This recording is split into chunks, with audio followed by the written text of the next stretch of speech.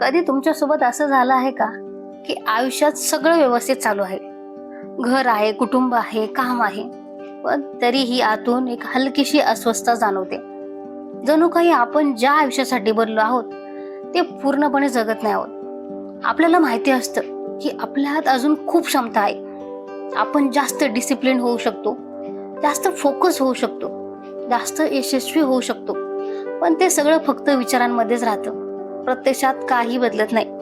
आणि मग आपण स्वतःला समजावतो, आत्ता वेळ नाहीये, परिस्थिती थोडी स्टेबल झाली की सुरू करेल, उद्यापासून नक्की. पण खरंच प्रश्न वेळेचा असतो का, की प्रश्न असतो आपल्या दिवसाची सुरुवात कशी होते याचा. कारण प्रामाणिकपणे विचार केला तर आपण दिवसाची सुरुवात कशी करतो? अलाराम वाजतो, आपण डोळे उघडतो आणि पहिल्यांदा हात कुठे जातो? मोबाईलकडे. इथे आपल्याला भेटतात मेसेज, नोटिफिकेशन, सोशल मीडिया, इतर लोकांचे आयुष्य. आणि दिवसाची पहिली ऊर्जा जी सर्वात शुद्ध असते ती आपण स्वतःवर खर्च न करता इतरांवर खर्च करतो. मग दिवसभर आपण रिॲक्ट करत राहतो. कोणीतरी मेसेज केल्यावर रिप्लाय करायचा, कोणीतरी काम दिलं तर ते पूर्ण करायचं, कोणीतरी बोललं तर त्यावर प्रतिक्रिया द्यायची. इथे पण एक गोष्ट लक्षात येते, आपण स्वतःसाठी काहीच करत नाही आणि दिवसाच्या शेवटी आपण थकलेले असतो पण समाधानी नसतो. आता जरा इमॅजिन करा मित्रांनो, जर दिवसाची सुरुवात अशी झाली की पहिल्या 1 तासात तुम्ही फक्त स्वतःवर काम केलं, तुमच्या मनावर, तुमच्या शरीरावर, तुमच्या फ्युचरवर, तर तुमचं आयुष्य बदलू शकेल का? ही एक फक्त कल्पना नाही, ही एक विचारसरणी आहे. मी ना तुम्हाला एक छोटी गोष्ट सांगते. एका माणसाची, तो माणूस आयुष्यात अक्षरशः उद्ध्वस्त झाला होता. वयाच्या 20व्या वर्षी त्याचा भीषण अपघात झाला, खूप मोठा ऍक्सिडेंट. डॉक्टरांनी सांगितलं तो कदाचित कधीच नीट चालू शकणार नाही. पुढच्या काही वर्षांनी तो आर्थिक संकटातही सापडला. डिप्रेशन, भीती, असुरक्षितता सगळं अनुभवला. इमॅजिन करा तो मोमेंट. एका क्षणात सगळं संपल्यासारखं. पण तो माणूस फक्त जगला नाही, तो पुन्हा उभा राहिला. आणि त्या माणसाने एक गोष्ट शोधली, मोठा बदल मोठ्या गोष्टींनी होत नाही, मोठा बदल छोट्या सातत्यपूर्ण सवयीने होतो. त्याचं नाव आहे हल एल्रॉड आणि त्यांनी लिहिलेलं पुस्तक आहे द मिरॅकल मॉर्निंग. नमस्कार, तुम्ही पाहतात पुस्तक तत्व. तिथे आपण फक्त पुस्तकामधील ज्ञान ऐकत नाही, तर ते आयुष्यात कसं उतरायचं हे समजून घेतो. आज आपण जाणून घेणार आहोत सकाळचे 6 मिनिट तुमच्या आयुष्याचा डायरेक्शन कसा बदलू शकतात. आणि कदाचित या व्हिडिओ नंतर तुमची उद्याची सकाळ तुमच्या आयुष्याची सर्वात महत्त्वाची सकाळ ठरू शकते. जर आपण पाहिलं, हल एल्रॉडचं आयुष्य एका क्षणात बदललं होतं, पण त्याने स्वतःला विचारलेला एक साधा प्रश्न सगळं बदलून गेला. जर माझं आयुष्य असंच राहणार असेल तर मी जबाबदार कोणाला धरणार? परिस्थितीला की स्वतःला?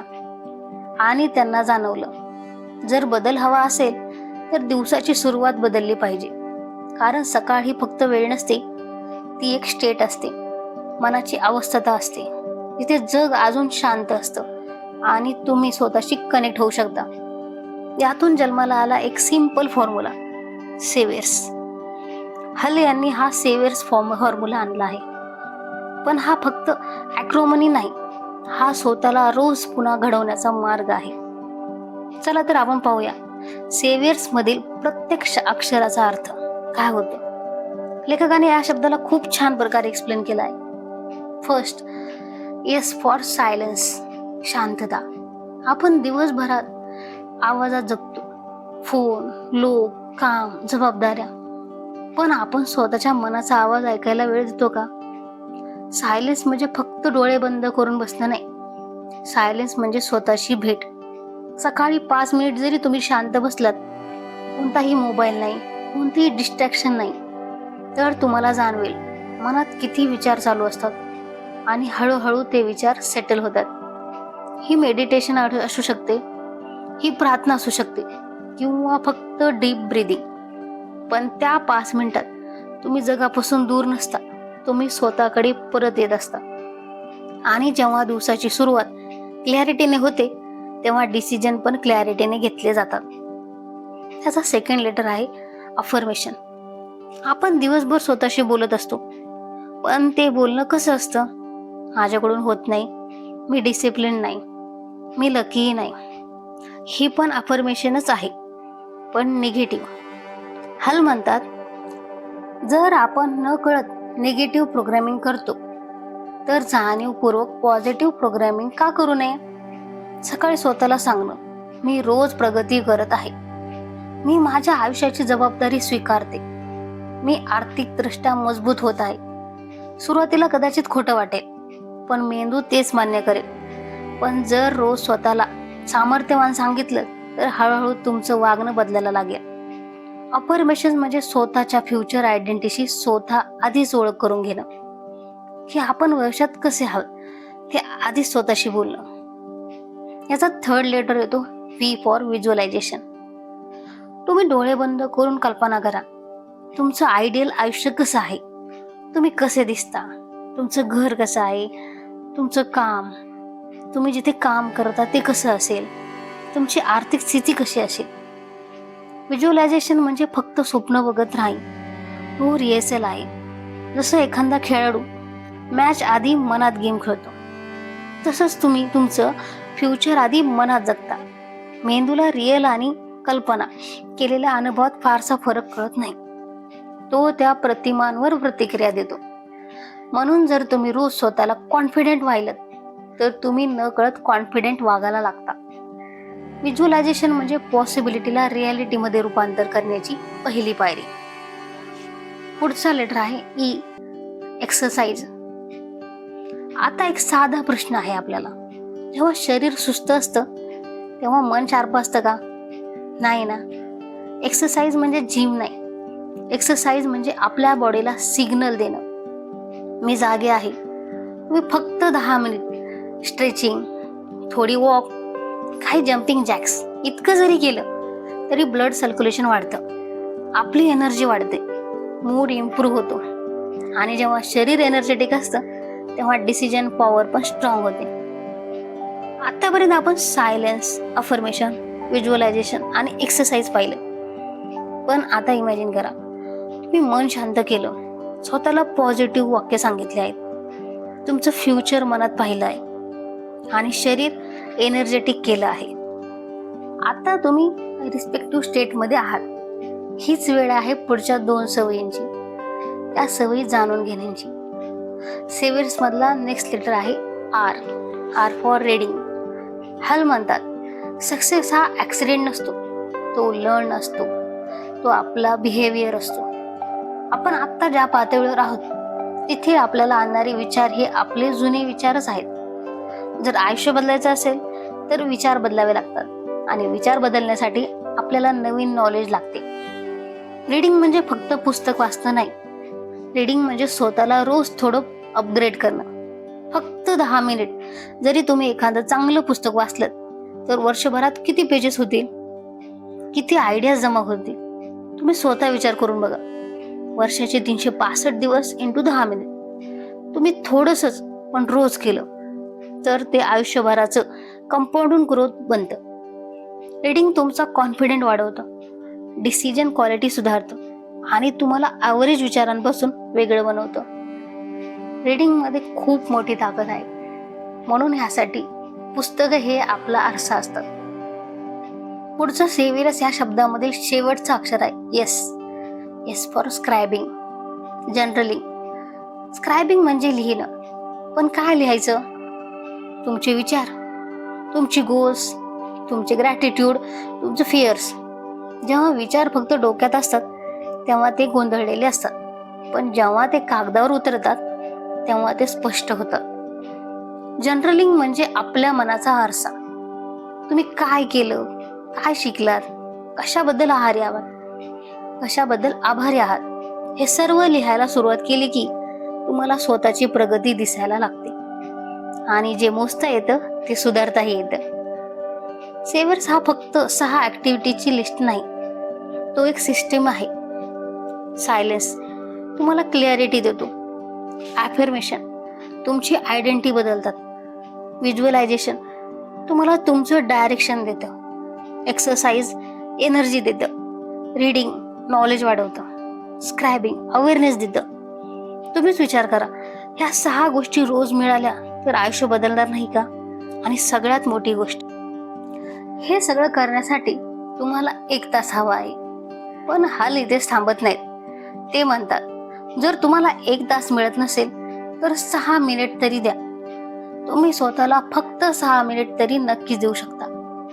1 minute silence, 1 minute affirmation, 1 minute visualisation, 1 minute exercise, 1 minute reading आणि 1 मिनिट रायटिंग. कारण प्रश्न वेळेचा नसतो, प्रश्न असतो प्रायोरिटीचा. तुम्ही ना ही रुटीन फक्त माहिती आहे असं म्हणू नका, ही अनुभव बनवायला हवी. तुम्ही रोज तुमच्यात उतरायला हवी. ही रुटीन तुम्ही अंगी बाळगायला हवी.